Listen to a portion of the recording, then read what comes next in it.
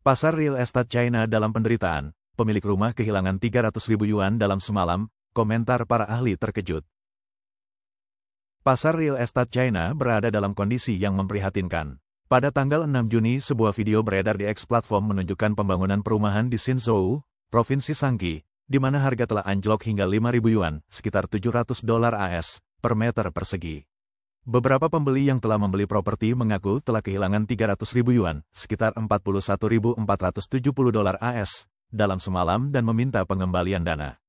Video tersebut menggambarkan suasana kacau di tempat yang tampak seperti kantor penjualan, dengan pemilik rumah yang tidak puas berusaha menyita dokumen dan benda, sementara yang lain meminta uang mereka kembali. Harga rumah baru di kota-kota besar China kini telah turun selama 11 bulan berturut-turut.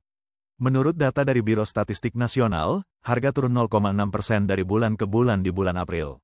Kota-kota kecil lapis kedua dan ketiga juga mengalami penurunan serupa. Penurunan tajam harga rumah merupakan fenomena baru-baru ini. Pemerintah daerah sebelumnya telah mencegah perusahaan real estate menurunkan harga secara drastis.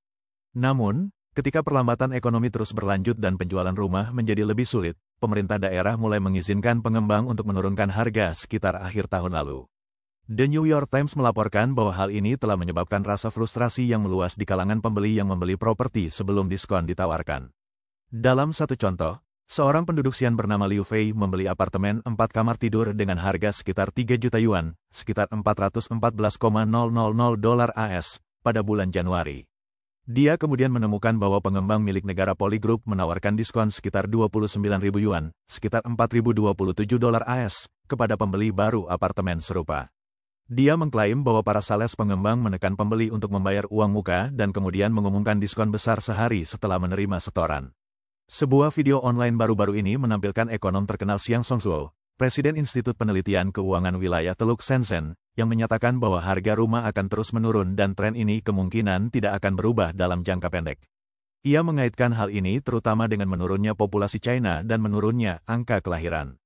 Dia memperingatkan bahwa mereka yang membeli rumah di masa lalu dengan harapan menghasilkan uang kemungkinan besar tidak akan mendapatkan keuntungan tersebut, dan mereka yang membeli dengan hipotek bisa berakhir dengan ekuitas negatif. Ia mengatakan, peringatan ini tidak berlebihan karena sudah banyak masyarakat yang terlilit utang dalam jumlah besar. Penurunan harga tidak hanya terjadi pada bangunan tempat tinggal, tarif sewa kantor juga menurun di kota-kota besar di China. Menurut survei yang dilakukan oleh Japan Real Estate Institute yang mencakup 15 kota global, Shanghai mengalami penurunan harga sewa paling signifikan sebesar 2,3%, diikuti oleh Beijing dan Hong Kong. Penurunan sewa kantor ini terkait dengan perlambatan ekonomi di wilayah China Raya, ditambah dengan risiko geopolitik yang mempengaruhi perusahaan-perusahaan China daratan yang terdaftar di Hong Kong.